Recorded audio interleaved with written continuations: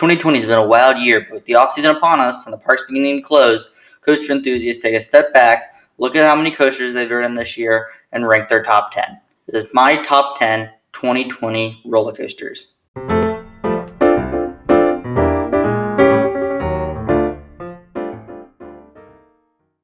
Hey guys, Kings Island Fanboy here. Welcome back to the video.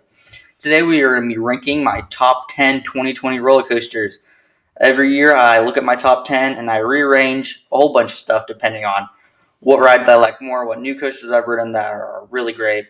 And yeah, so we're going to be looking at that. Before that, we're going to be looking at the statistics. So we're going to look at my final coaster count this year and the new roller coasters I've ridden this year. I finished off the 2020 season with a total count of 40 roller coasters, and I've ridden 2 new roller coasters. The 2 new roller coasters I've ridden are Orion at Kings Island, which was the first coaster I rode of the 2020 season, and Hurricane at Race City in Panama Beach, Florida. Now I got some of the statistics out of the way, we're going to go ahead and get into the top 10. Starting off at number 10 is Flight of Fear at Kings Island. This is a Premier Rides launch coaster, first roller coaster to use LIM launches. This coaster is really forceful, has a great launch, has great elements. Even though the mid-course does slow you down quite a bit, I did get some amazing rides on this year, including 3 lights on rides, which I've never gotten before. So those were really awesome. Thank you to the Flight of Fear crew for doing lights on rides. If you want to get a lights on ride, you got to wait till the very last train of the night where they will turn the building lights on. It is a super cool experience. You can really see how close the track gets to you, how close the supports get to you. So I definitely 100% recommend a Flight of Fear lights on ride. Coming in at number 9 is the Bat, an aerodynamic suspended coaster. This coaster is really great. It's really far off to the park. Not a lot of people know that it's there, so it usually has a fairly short line. So you can really it's one of those rides where you can just get back on line, even though the queue line and XL are pretty long. It's just one of those rides where you can keep getting in line because it doesn't have one. And this ride is super forceful. It has a lot of forceful moments, even though it is a little short. If you're right in the very back row going over that drop, you get a very nice pop of airtime, just like you did on Vortex's drop when it was still alive. So overall, it's a fairly good ride. I like it a lot. It has a nice color scheme. It's far from the park. It's in the woods. It's forceful. Really great ride. Coming in at number 8 is Millennium Force at Cedar Point, the world's first Giga Coaster, opening in 2000. This coaster is pretty good. It's very tall, very fast. The airtime is kind of lacking, though. I wish it did have a few more airtime moments and cut back on the overbank turns. Even though the bottom of the drop and the first overbank are incredibly forceful and make you gray out every single time, I do wish they kind of cut back on the overbanks and put in a few extra different elements in there other than overbanks. But overall, it's a great ride. It has a very nice color scheme at night. It looks beautiful and is a big staple for Cedar Point. At number 7 is Diamondback at Kings Island. This is a B&M Hyper Coaster opened in 2009. This coaster is really great. It's really a standout attraction for Kings Island among their other great coasters. This coaster is really awesome. I mean, you got an amazing first drop, even though it's really not that steep. It's still an amazing drop where you feel like you're floating the entire time. And every single airtime hill gives you amazing floater airtime. Even the ones after the mid-course brake run give you airtime. Even though this ride does have a tiny bit of a rattle, it's only in really one spot after the overbank. But other than that, it's really just a great ride. It's not rough. It's pretty smooth most of the ride, and you get amazing airtime. And not to mention that splashdown is an amazing photogenic area where you always have to get pictures of it. Now, number 6 is Top Thrill Dragster at Cedar Point. This is an Intamin hydraulic launch coaster. It's the world's first strata coaster and the tallest coaster in the world when it opened, and still holds the title for the second tallest coaster in the world today. This coaster is really great. The launch is insane. You just go flying down the launch track. And the launch track isn't even that long because Cedar Point is on a peninsula, so they really don't have a lot of space to work with. You just go flying down the launch track at super high speed. You end up going 120 miles an hour, and it is phenomenal. You're just flying the whole way through. You see the lights turn green on the tower, and you launch and fly up 420 feet. And you crest over the top, getting an amazing view of Cedar Point and the rest of Lake Erie.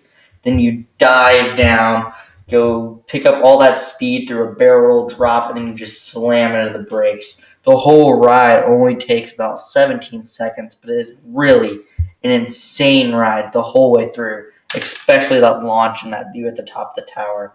So number 6, Top Thrill Dragster, an amazing ride. Getting to the top 5, at number 5 is Vortex at Kings Island.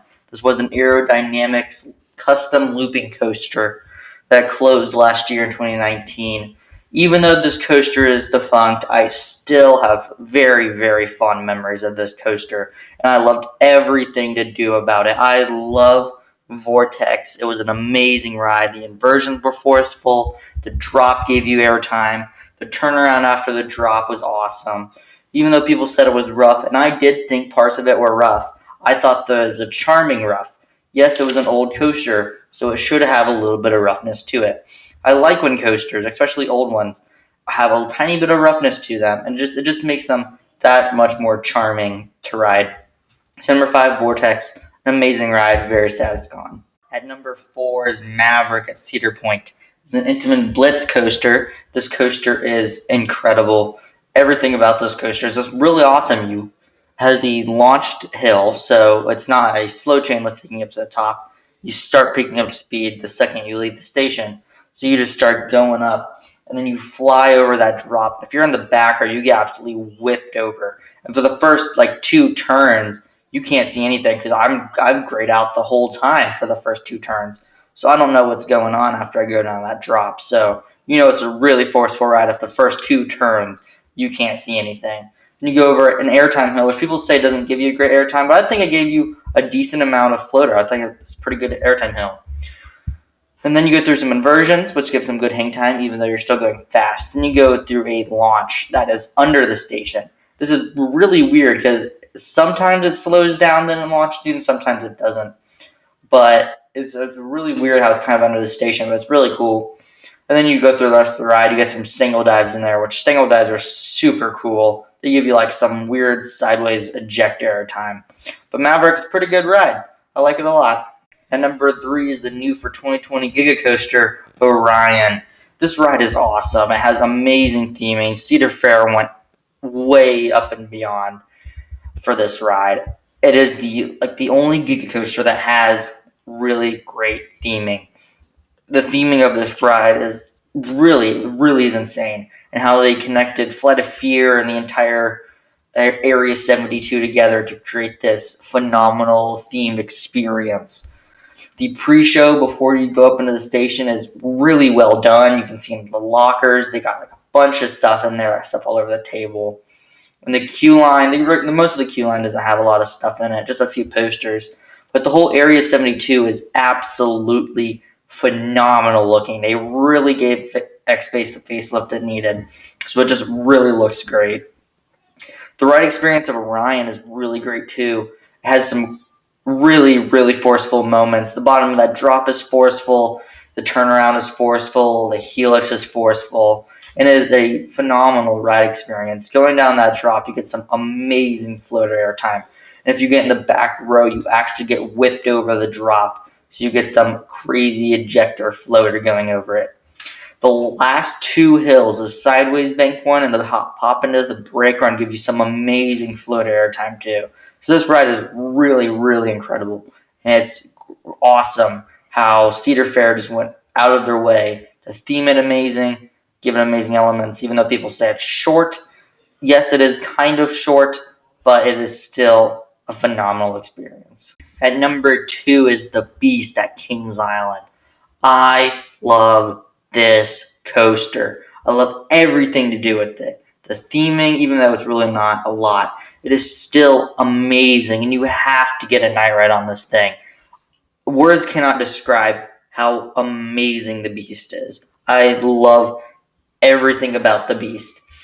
It is my favorite coaster at Kings Island. I get a ride on it every time I go. So the Beast is amazing. It's super long. The night rides are insane. It's rough, so you're jittering around a lot of the time, which just really adds to the out-of-control feeling you have of the Beast. You have to get a back row ride on this ride. It's insane.